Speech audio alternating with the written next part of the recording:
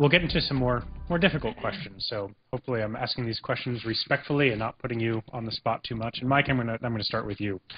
Another question on everybody's mind: how is DayJet's recent announcement that they discontinued operations affecting Eclipse?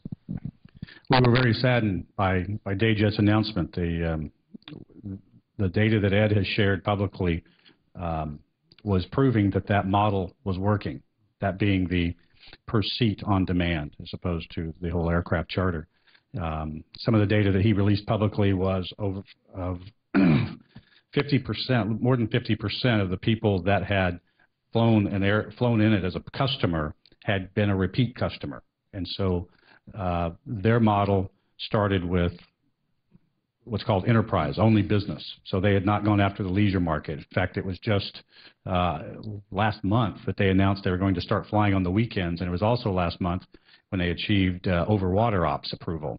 So put those together, you're out of Boca, you're going to be going out to the Caribbean. That's probably a pretty strong market as you expand out from the enterprise business.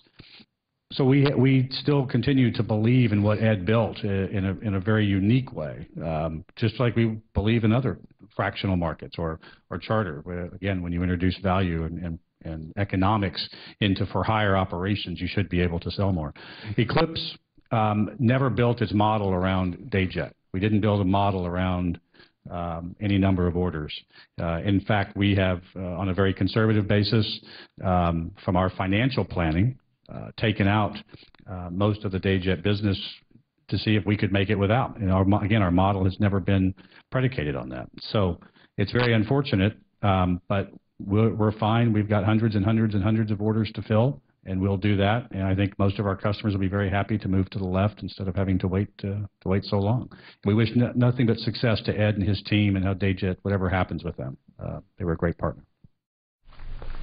You've heard of this thing called WAAS, right? The Wide Area Augmentation System lets you fly GPS glide path approaches without relying on ground-based landing aids. No VOR, no ILS, no problem. Fact is, WAAS is so smart, it even knows what you're going to say next time you need it. And don't have it on board. Wah, I want my WAAS now!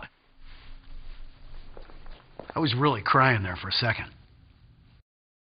So you shared your thoughts a little bit with regard to DayJet in particular, but the overall air taxi market, do you see any change to how people will perceive what the air taxi market is and how VLJs might fit into that, or just elaborate on that?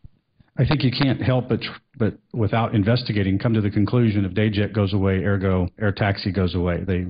It wasn't, and we don't see that relationship. We've gone out of our way to try to show that relationship is not equal. I think DayJet did a wonderful thing globally in that they taught the world about this idea of air taxi and using a VLJ and Eclipse 500, how to go do this on a point-to-point basis on a 200-mile, a 300-mile trip.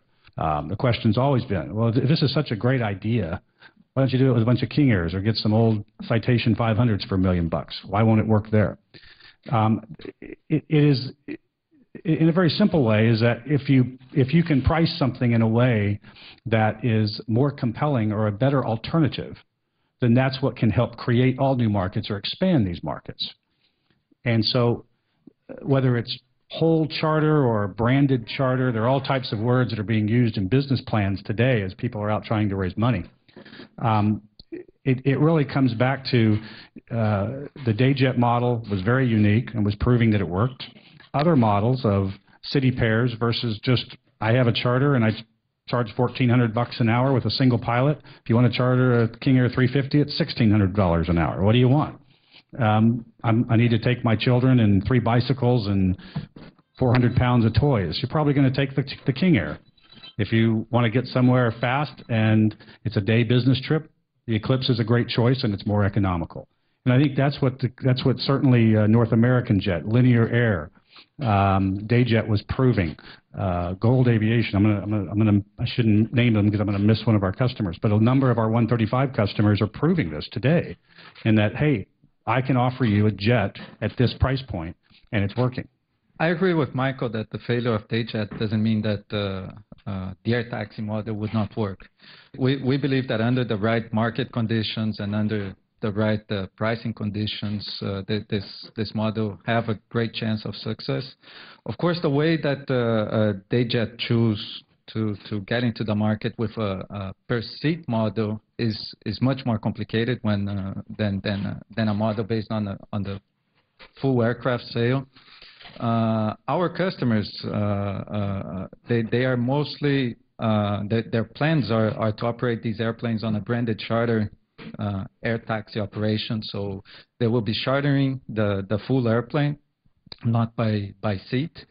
And the model makes a lot of sense. You know, whenever you have a fleet, a single type aircraft fleet operating in a certain geographical region, limited number of airports, there are lots of opportunities to save costs in this kind of operation. So, and we do believe on the success of this market. Cirrus Design's Vision SJ50 single-engine personal jet offers exceptional fuel efficiency, flexible seating for up to 7, advanced avionics, and all the Cirrus safety features you expect, including the Cirrus airframe parachute system. With its detailed design, the Cirrus Vision is technologically advanced, yet engineered to be simple to fly, to allow owner pilots more lifestyle pursuits than any other personal aircraft. Learn more about the Vision SJ50 at cirrusdesign.com.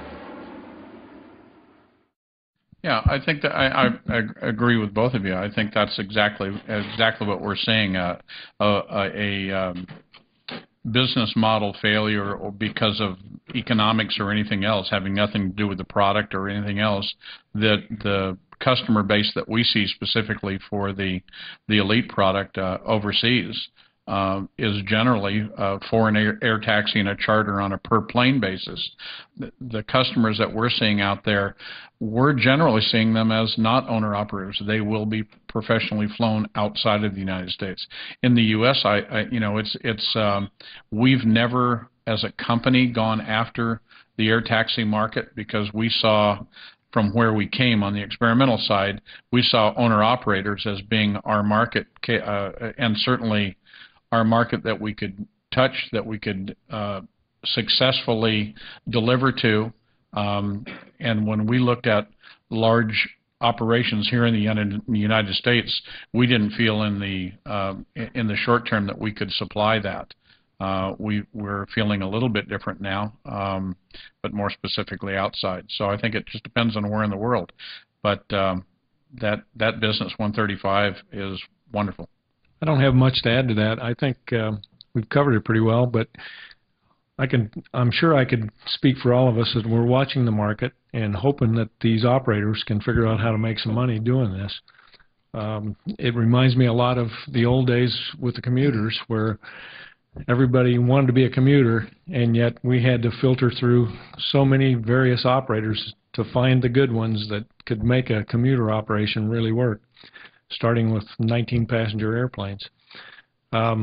So now the air taxi guys, there's a lot of them. There's a lot of different ideas on how to make money doing this. And I think as OEMs, we're sitting here wishing you the best and prepared to produce the airplanes that you need. It's going to be interesting. Great. Thank you all very much.